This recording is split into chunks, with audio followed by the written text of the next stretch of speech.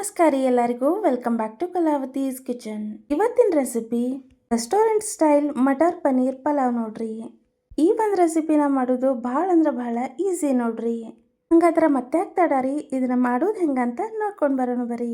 ಈಗ ನೋಡ್ರಿ, ಮೊದ್ಲಿಗೆ ನಾವಿಲ್ಲಿ ಒಂದು ಫ್ರೈಯಿಂಗ್ ಪ್ಯಾನ್ನ ಬಿಸಿ ಮಾಡ್ಕೊಂಡಿವ್ರಿ.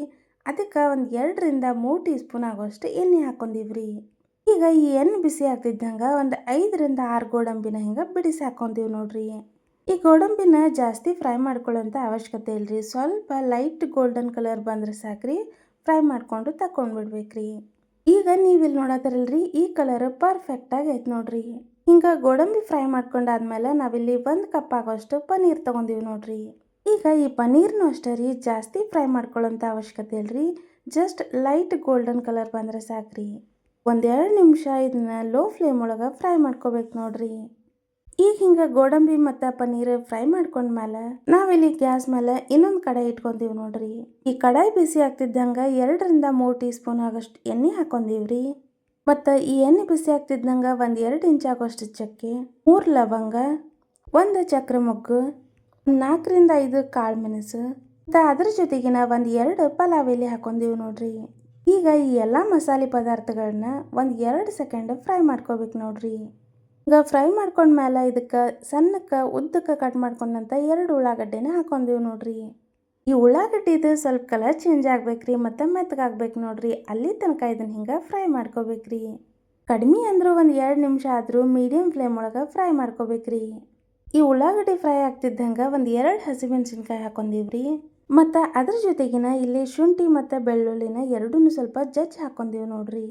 1 ಟೀ ಸ್ಪೂನ್ ಆಗೋಷ್ಟು ನಾವಿಲ್ಲಿ ಶುಂಠಿ ಬೆಳ್ಳುಳ್ಳಿನ ಜಜ್ಕೊಂಡಿರೋದು ಹಾಕೊಂಡೀವ್ರಿ. ಈಗ ಈ ಶುಂಠಿ ಮತ್ತು ಬೆಳ್ಳುಳ್ಳಿದು ಸ್ವಲ್ಪ ಹಸಿ ಸ್ಮೆಲ್ ಹೋಗ್ಬೇಕು ನೋಡ್ರಿ, ಅಲ್ಲಿ ತನಕ ಹಿಂಗೆ ಫ್ರೈ ಮಾಡ್ಕೋಬೇಕ್ರಿ. ಈಗ ಈ ಒಗ್ಗರ್ನಿಗೆ 1 ಟೀ ಸ್ಪೂನ್ ಆಗೋಷ್ಟು ನಾವಿಲ್ಲಿ ತುಪ್ಪ ಹಾಕೊಂಡೀವಿ ನೋಡ್ರಿ. ಹಿಂಗೆ ಒಗ್ಗರ್ನಿ ಒಳಗೆ 1 ಟೀ ಸ್ಪೂನ್ ಆಗೋಷ್ಟು ತುಪ್ಪ ಹಾಕಿದ್ರೆ ನೀವು ಮಾಡುವಂಥ ಯಾವುದಾದ್ರೂ ರೈಸ್ ಇರಲ್ರಿ, ಅದ್ರ ಘಮ ಚಲೋ ಅನ್ಸುತ್ತೆ ನೋಡ್ರಿ. ಈಗ ನೋಡ್ರಿ, ರುಚಿಗೆ ತಕ್ಕಷ್ಟು ಉಪ್ಪು ಹಾಕೊಂಡೀವ್ರಿ.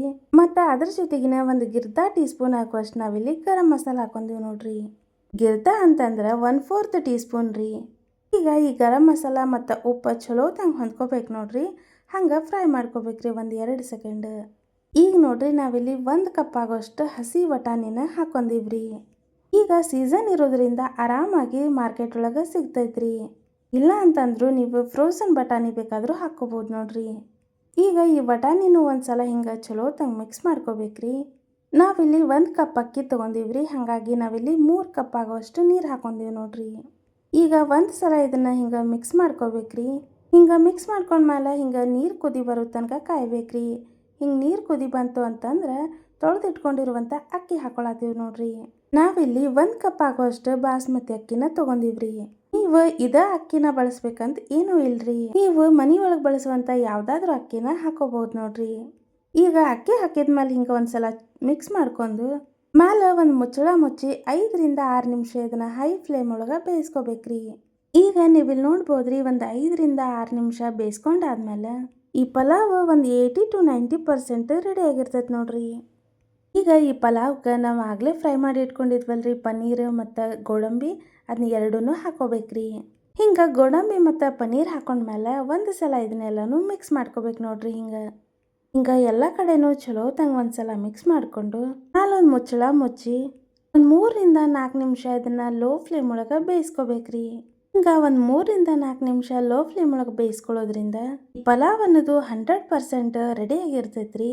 ಮತ್ತು ನಾವು ಹಾಕಿರುವಂಥ ಗೋಡಂಬಿ ಮತ್ತು ಪನ್ನೀರ್ನು ಇದ್ರ ಜೊತೆಗೆ ಹೊಂದ್ಕೊಂಡಿರತ್ರಿ.